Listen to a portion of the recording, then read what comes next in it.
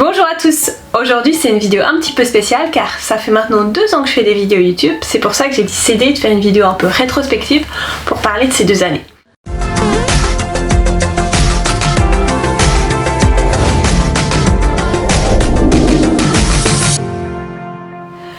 Je dois avouer que parfois je suis un peu démotivée, il y a des hauts des bas, c'est vrai que je suis pas mal frustrée parce que ça me prend énormément de temps, j'aimerais pouvoir faire plus mais j'arrive pas. J'ai plein d'idées de vidéos mais j'essaie de garder un petit équilibre de vie. Mais c'est vrai que par contre à l'inverse, quand je revois mes premières vidéos et que je vois le progrès que j'ai fait, que je repense à toutes les personnes que j'ai rencontrées, les échanges que j'ai eus, les expériences que j'ai eues, c'est vrai que là à l'inverse ça me motive plutôt bien. Je profite aussi de faire un grand merci à toutes les personnes qui sont abonnées à ma chaîne, qui likent mes vidéos, les partagent ou commentent. Ça m'aide beaucoup, ça me motive.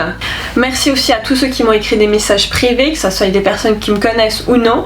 Je dois avouer que je pensais pas recevoir si vite des messages d'encouragement de personnes qui ne connaissaient pas.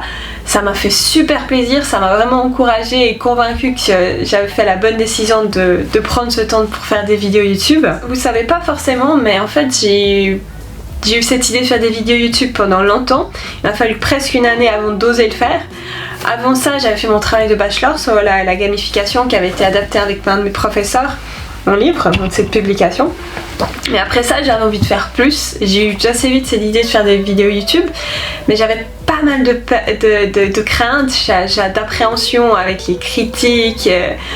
C'est vrai que pendant longtemps j'étais assez non, mais je pensais vraiment à tous les aspects négatifs, mais j'avais quand même cette idée, et à force avec les mois en réflexion, j'ai enfin osé sortir de ma zone de confort et je crois que aujourd'hui je suis vraiment contente de l'avoir fait. Et c'est vrai que je me dis que c'est jamais facile de sortir de la zone de confort, mais quand on a une idée depuis si longtemps, on a plus de regrets si on le fait pas que d'oser le faire, quitte à abandonner après, mais d'avoir au moins essayé. Alors au début, mes premières vidéos c'était pas top, autant image sans montage, enfin c'était déjà bien, mais c'est vrai que niveau son je me suis améliorée. Je sais que c'est pas encore top, hein, mais c'est pas évident.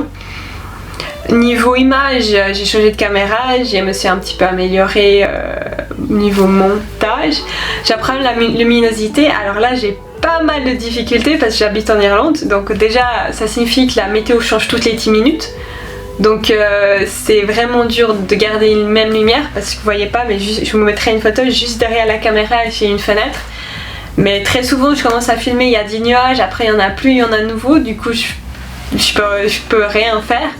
Et aussi j'ai un petit appartement, donc j'aurais bien aimé mettre des parapluies lumineux, mais je peux pas parce que là en fait c'est le mur. Et juste derrière la caméra c'est le mur aussi, donc il aurait fallu mettre derrière le mur, ce qui est pas possible. Mais bon, je crois que c'est pas dramatique. Après j'ai passé aussi pas mal de temps pour améliorer des petites choses comme mon logo que maintenant j'aime vraiment bien, ma nouvelle introduction. J'ai aussi refait toutes les vignettes de mes vidéos YouTube, donc si vous avez pas remarqué, maintenant il y a un code couleur, selon la couleur de la vignette ça fait partie d'une playlist précise.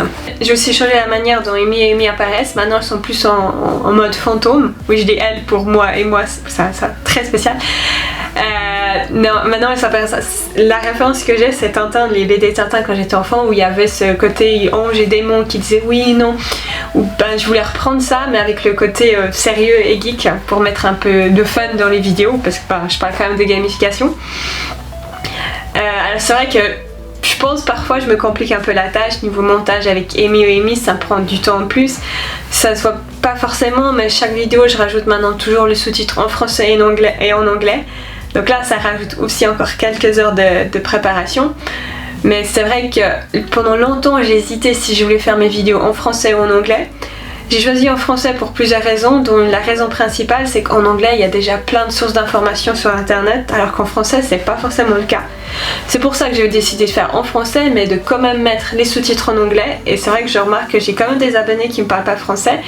À l'époque sur YouTube on pouvait voir l'origine, le pays d'origine des personnes qui s'abonnaient à notre chaîne YouTube, et j'avais quand même des abonnés de tous les continents, même de l'Océanie. Alors c'est vrai que ça m'a fait super plaisir, ça m'a encouragé à continuer. Après c'est vrai que je vise vraiment la qualité, vraiment considère que c'est un hobby, je me mets pas de pression. Pour ça je préfère prendre du temps à faire des montages, chaque fois j'essaie de me donner un petit défi d'amélioration, quelque chose. Je pense que c'est comme ça que je m'améliore, mais surtout que je garde du plaisir à le faire.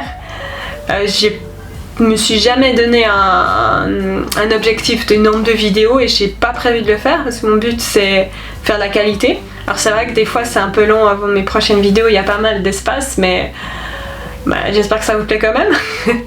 Après il y a un autre aspect sur ces années, c'est aussi les rencontres. Quand je repense, il y a 2 ans, je connaissais personne au niveau de la gamification et surtout quand je parlais d'exemples, je n'osais pas contacter les personnes, j'avais peur de les déranger ou je ne sais pas. Et aujourd'hui c'est plutôt l'inverse. Là, des fois il y a même des gens qui me contactent avant et du coup j'ai plein d'exemples de vidéos, d'exemples à parler, mais voilà, c'est un problème de temps. Mais c'est vrai que grâce à ça j'ai rencontré énormément de personnes, soit que moi je les contactais ou qu'on découvert ma chaîne YouTube. Je suis allée à des conférences, ça m'a permis aussi de rencontrer, d'échanger. Et rien que pour ça, c'est une super expérience. Aujourd'hui, je pourrais pas dire le nombre de personnes que je connais au niveau de la gamification. Après quelques mois de vidéos YouTube, j'ai déjà été contactée pour être speaker à une conférence, à Conférence JI au mois de juin 2018. Et c'est vrai que c'était une super expérience pour moi. Je remercie encore toute l'équipe pour m'avoir fait confiance parce que c'était une première pour moi. Il a fallu 75 ans pour que le téléphone atteigne les 50 millions d'utilisateurs. En comparaison, la télévision, il aura fallu attendre 13 ans pour atteindre les 50 millions d'utilisateurs. Internet, 4 ans. Le jeu smartphone Angry Birds, savez-vous combien de temps il aura fallu pour atteindre les 50 millions d'utilisateurs ? 35 jours.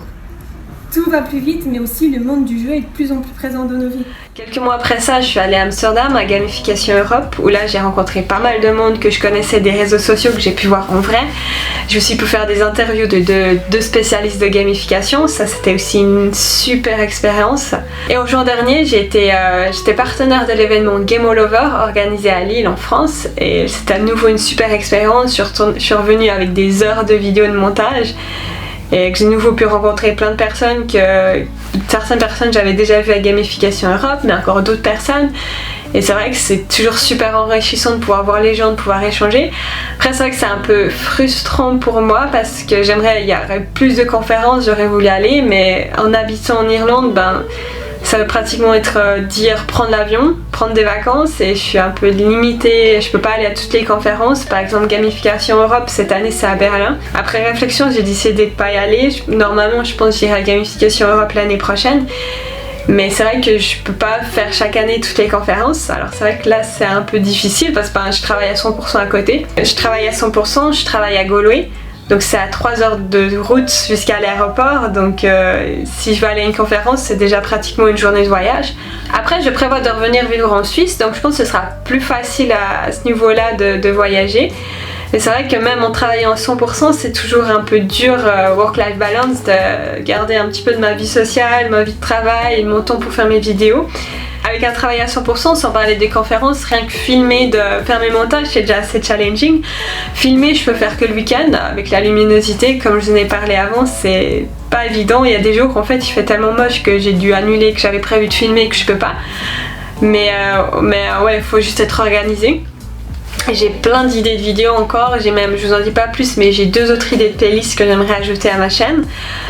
Mais je peux faire qu'une vidéo à la fois, c'est pour ça que je me suis dit que je pourrais vous faire voter, vous pouvez choisir quelle sera la prochaine vidéo que je ferai en montage. Du coup, je vous laisse voter entre ces 4 options. Donc vous avez l'écologie, j'ai commencé une série sur la gamification et l'écologie, donc si vous voulez que je continue, je fasse la partie 3, gamification et écologie.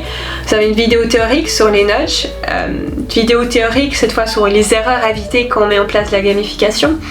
Et la dernière option, c'est une vidéo sur l'utilisation de la VR pour des buts non divertissantes, comme par exemple l'utilisation dans la médecine. Du coup, il vous suffit de cliquer pour voter la prochaine vidéo que vous aimeriez voir, et la vidéo qui aura le plus de clics sera la prochaine vidéo que je ferai en montage.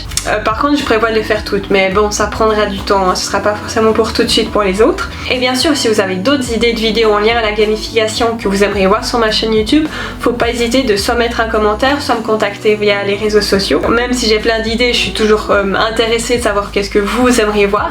Parce que bon, les vidéos, je les fais surtout pour vous, pour encourager à développer le concept de la gamification. Voilà, je crois que j'ai fait un peu le tour. J'espère que vous avez voté et je vous dis merci et à bientôt.